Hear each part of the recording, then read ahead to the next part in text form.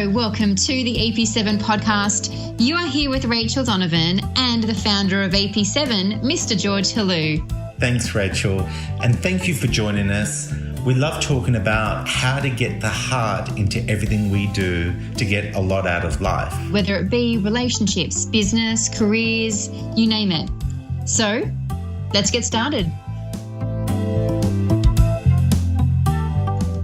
Today's podcast topic is a great one that has just really come about by George, you and I having a really brief conversation before we pressed record. Because actually, sometimes people ask me, they say, do you and George plan what you're going to talk about, or do you just how do you come up with all your different conversations? And this one for today has just come about through a really organic conversation that we were just having. So well, obviously, really relevant. Yeah. We touch base, so obviously we're not going to call each other up on Skype and go, okay, quick, press the record and let's get started. We're human beings and we have a friendship and we're going to ask each other how we're going. And so I asked you, how's life in the fast lane? Yeah. And that kind of led into this revelation that perhaps your confidence isn't matching your capability. Yeah. In some areas of your life, anyway. Totally. Yeah. So, and I was just saying, and you were asking me how, in what ways. And, I identified pretty quickly that I don't trust my judgment, which I think is something that holds me back a lot because I'll hold back because I'm not, I get worried of failure or scared. So, Rachel, when you don't trust your judgment, do you then kick yourself routinely because if only you went with your judgment, you would have been in a better place? So do you find that's a pattern? Yeah, definitely. Because I realize it's part of the learning curve is just trusting what you think, whether it is right or wrong, and you'll find out eventually. But just having a go anyway and just learning just to trust what you think, and then either you're right and you get a bit of oh, great, a bit of a confidence boost, or it's nice validation. To hear that you're on the right track. Validation, thank you. That's what I was trying to look for. Otherwise, if it wasn't, well, then you've just learnt something. So that's you really can't lose. You really can't lose. But the fact is you're still not trusting your judgment, even though with all the conversations we've had, you've got every reason to go for it. You can have your own podcast channel talking about it, Yeah. But there's resistance. And, I always talk about you need to honor the resistance, honor how you feel, honor those emotions. And what came to me when we were talking about trusting your judgment is you have no tolerance for making mistakes. You have set the bar so high for yourself that either your brain can be convinced with certainty that you can't be wrong and you're absolute in being able to control, the outcome of what you do. You need that level of certainty. And you give yourself no permission to learn along the way. You have to already know and be clear. Now, why is that? It's funny you say that because I don't think I do set the bar too high at all. Yeah, but is your brain going into areas where you don't? And really, we should be looking at where you don't trust your judgment. And is it in those specific areas that you also think you don't have a high bar? Is that what you mean? Is that what you're telling me? Yes. All right. Is there something you want to share that we could actually play this out, or do you want to keep talking in abstract terms to protect the innocent? But if we can put it down to something specific, but it's just really career-wise at work with things, and it's just that constant talk of I don't have much experience. I'm really not sure what to do. It's that sort of thing. So that's why it keeps me holding back. Okay, gotcha. So what you're saying is I don't have enough experience yet, so I'm going to hold back. And therefore, do you try to lean on someone else with more experience, giving you reassurance or, validating Yeah, or just check over a lot of what I think is the right recommendation and things. So if you're doing that a lot, checking over a lot, what happens? I mean, does the checking a lot build assurance and then you do it, or do you end up not acting on it or exhausting yourself, or like what happens? Well, it's just frustrating because I'm like, oh, I wish I knew what to do. I wish I was more confident. I wish I had the answer. I wish I could say my, answer with confidence. And I mean, I still learned something at the end of the day from whatever was happening in the situation. Yeah. And eventually I want to be going out and doing things myself. But at the moment I'm working, for someone. Mm. And I just want to be there. I'm just like, I just want to be at that point where I can feel confident with what I'm saying and suggesting, but I just don't feel I'm there yet. And I hate that. Mm. Have you tested that situation by saying, all right, what if there were no consequences to my opinions and judgments? What if I created a scenario where if I was to go out on a limb and just put it out there what I stand for, and then with that, test to see what impact that has on someone that I believe I could trust would evaluate that. Do you do that?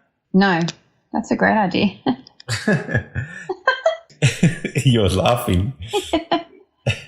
But that's good. That was a quick podcast. Thanks for joining us. All right, because what am I doing with you is I'm problem solving. Like I'm starting to understand. Look, I have a suspicion that you're much more capable than what your confidence is allowing.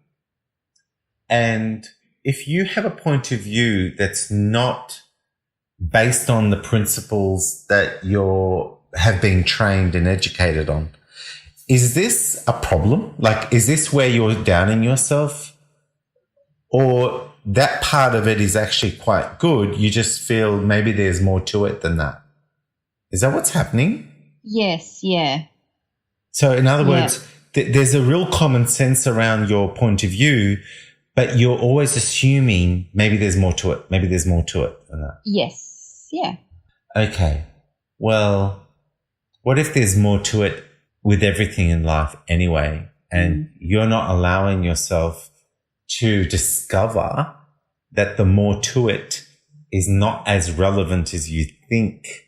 And even if it was, it's a process anyway. So say you put yourself out there with something that makes sense and someone says to you, yeah, but I feel it may clash with this or that, or it might not be functional in this way or that way. Now, when people give you an objection to your idea, I get now your resistance. It's kind of like, well, how are they going to take me seriously if I've just put something out there that's ill thought through? Mm. So you're putting the pressure on yourself to be the expert, the know-it-all that can be 100% trusted. And I don't think that's necessary. Really? Yeah, see, that's interesting because your reaction right now is like, what? What is this alien point of view you're putting forward, George? Okay. What if, now let me play this out for you. Yeah. What if you enrolled the people you were engaging? It was more about understanding their needs. It was more about understanding their reactions to ideas. And the way you presented was not, this is what it should be, but these are ideas that I'm starting to play with. I wanted you to connect to them and tell me how you're experiencing them. If you kept it like plasticine, it could be co-molded in a mutually gratifying, respectful relationship between interior designer and client. But if you loaded too much pressure on yourself that you have to deliver the holy grail of an outcome, you leave no room for a client saying, yeah, but my personal preferences have a role to play here. Or maybe we need to consider the fact that we do want the kitchen to also be able to do this or do that or whatever. And then you get to have a rolling conversation saying, yes, of course, that's really good. Now let's look at where we can take these ideas so that we can factor that in. And they're a part of that journey. Does that resonate with you? Yeah, no, it does. Absolutely. It's just, of course, the way you sort of put that across makes it perfectly reasonable and a great way to approach it. Because I'm coming from the point of, I've got to get it right the first time. I've got to get the, and then I just. Yeah. Because obviously with what you do, you trust your judgment a lot. Mm. And is that just something that came natural to you?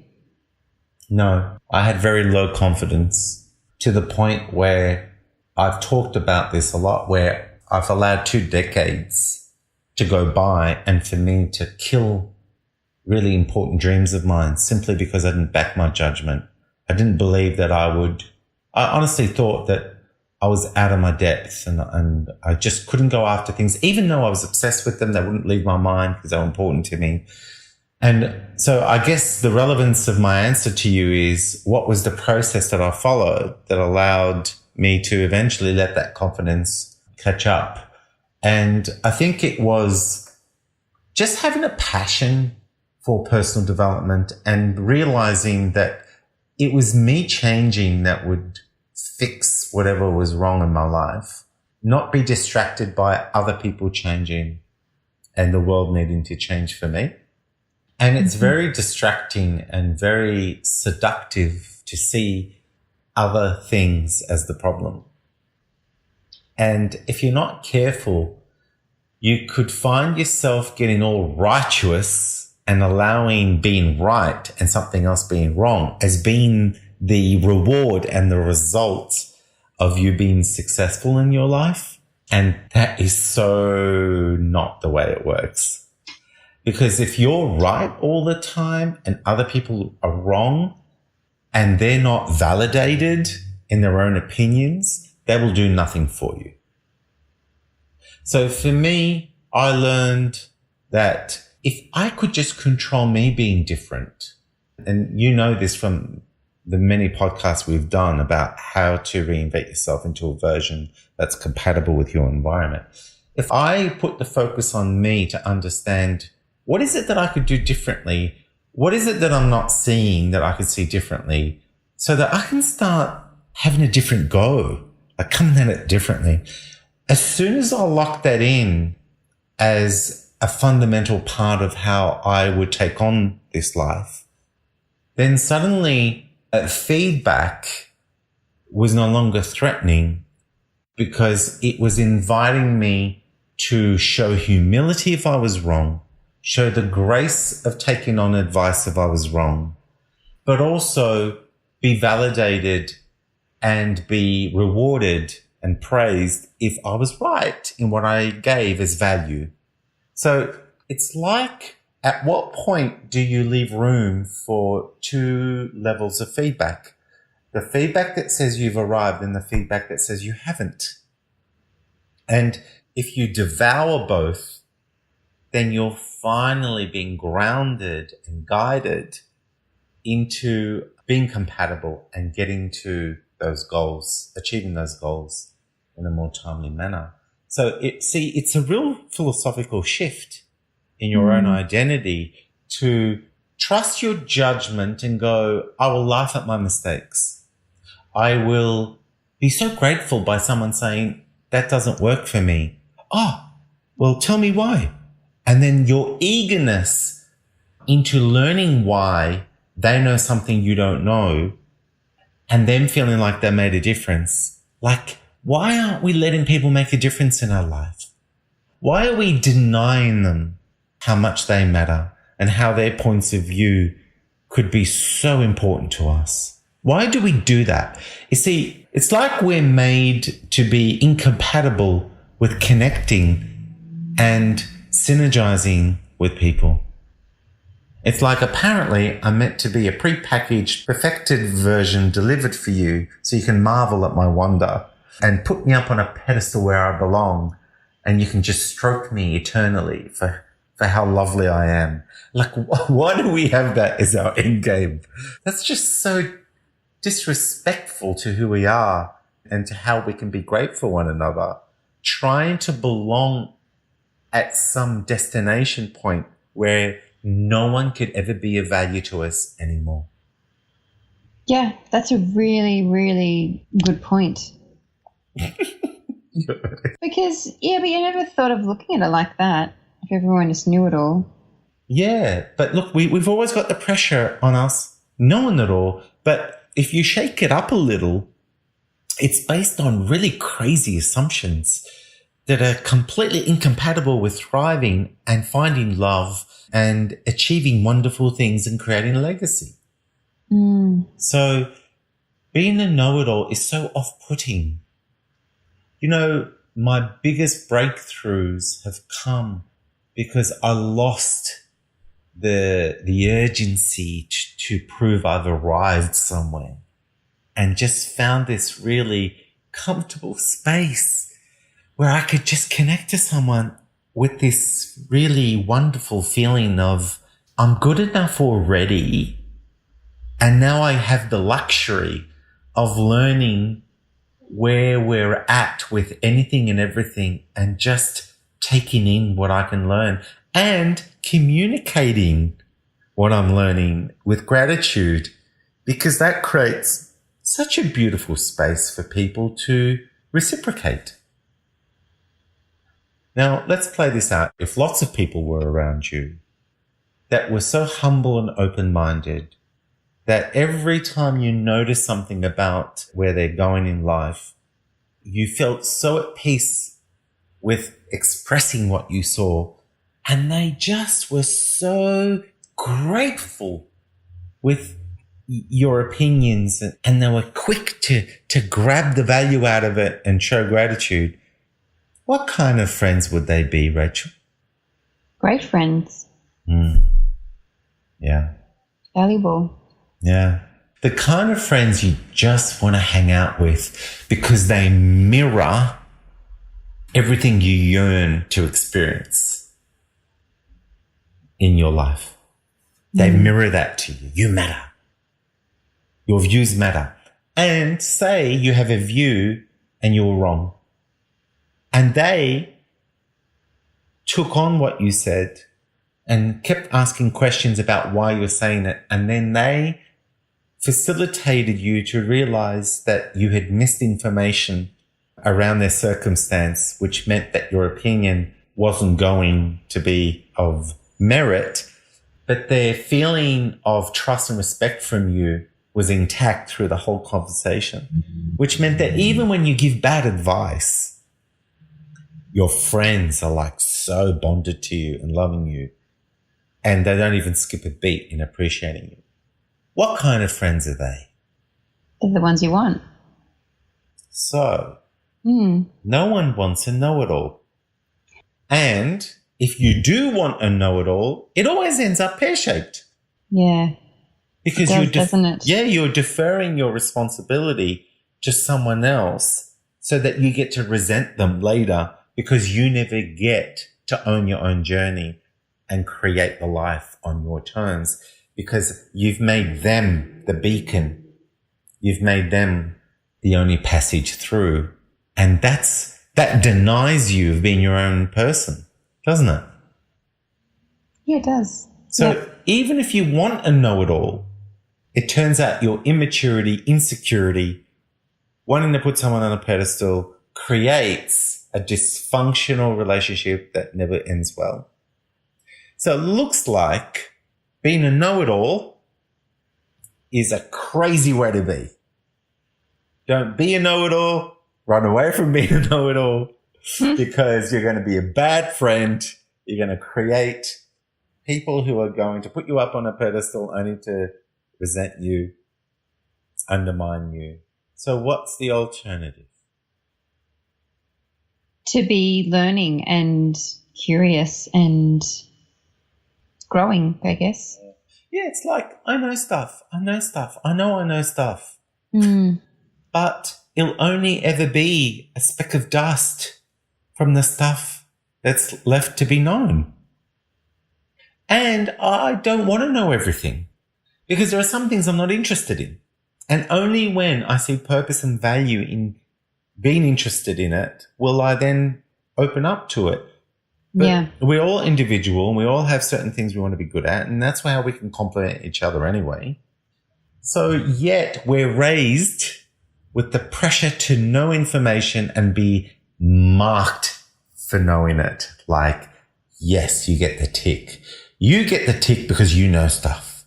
Oh, you didn't know that? Big red cross.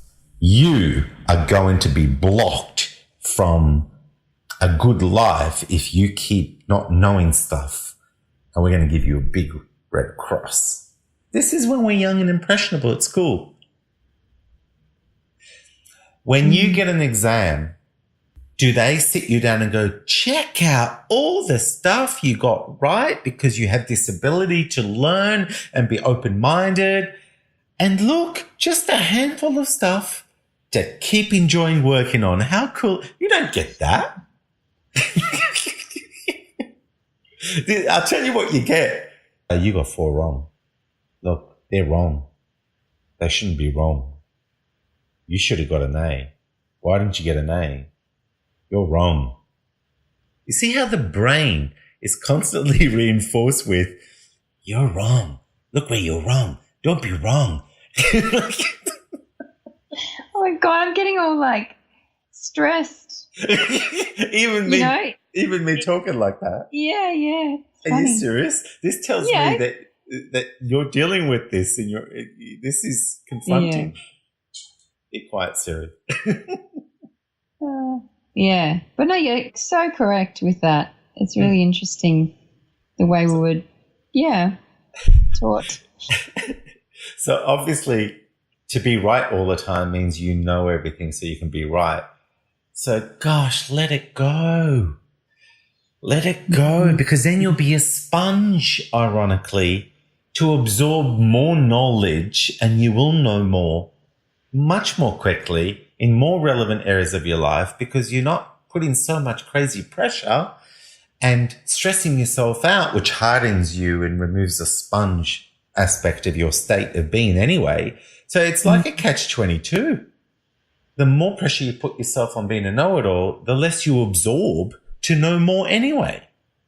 Yeah. So if you remove the pressure, suddenly you're ultra present, totally engaged in what else can I know? What questions can I ask? What advice do people have? What are their experiences? Where are they coming from their principles that makes them want to give that advice? Like that level of depth of absorbing, then suddenly you're always grateful because there's so many people with so many good ideas that now you're finally leveraging, and then they in kind. Don't you always want to open up if someone's opened up to you? So therefore suddenly you're making a difference back. Yeah. Flowing both ways. So does this help you, Rachel, with trust in your judgment? Yes, it definitely does. Why? Because you've put forward a lot of good points as to why you're better off to do so. So it's just going to be a work in progress, catching myself and just still being open and being okay with making mistakes and using that and loving it as an opportunity to learn. That's it. So when you trust your judgment, you're simply declaring where you're at. Yeah. For the world without it ever defining your worth and your capability, because these are things that are unlimited. You can keep expanding your capability and your worth is unlimited anyway. So if you therefore are declaring where you're at, it's only because it's a river. It's always flowing. And if someone says, oh, where you're at could have more value here, let me give you more information, and you're quick to embrace it, suddenly you can trust your judgment constantly, because the world is no longer a hostile place that wants to whack you for being wrong. Yeah. And if someone does want to whack you for being wrong, you can get to look at them funny and go, why are you wanting me to feel inadequate because I didn't know something, when I'm into learning and you can give me this feedback and I can show you that I'm valuing it, and then we're both growing together? Why are you making it like I should have arrived already when what's with that? Put the onus back on them to have to justify why, because obviously they're putting pressure on themselves, right?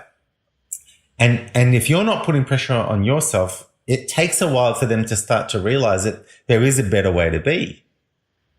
So anyway, I think we could finish on that with the idea of who are you going to attract if you trust your judgment, if you're humble and open-minded to validating them with their opinions? Who are you going to attract? Because you know what? Let that world open up for you, and let the others who only value know-it-alls to cluster together and do their heads in. Let them go and punish each other, and you can cut this beautiful, graceful path of humble people coming together and growing together. Does that sound like a divine plan to you? It does. All right, rock on. Very much. All right. Well, thank you, George. Thanks for the words of wisdom. My pleasure for sharing this speck of dust that I know. Hope it makes a big difference. We'll talk to you soon. Thanks for joining us on the AP7 podcast. Bye for now. Thank you for joining us on another AP7 podcast. If you liked what you heard, remember to share and subscribe so you're notified of every podcast released.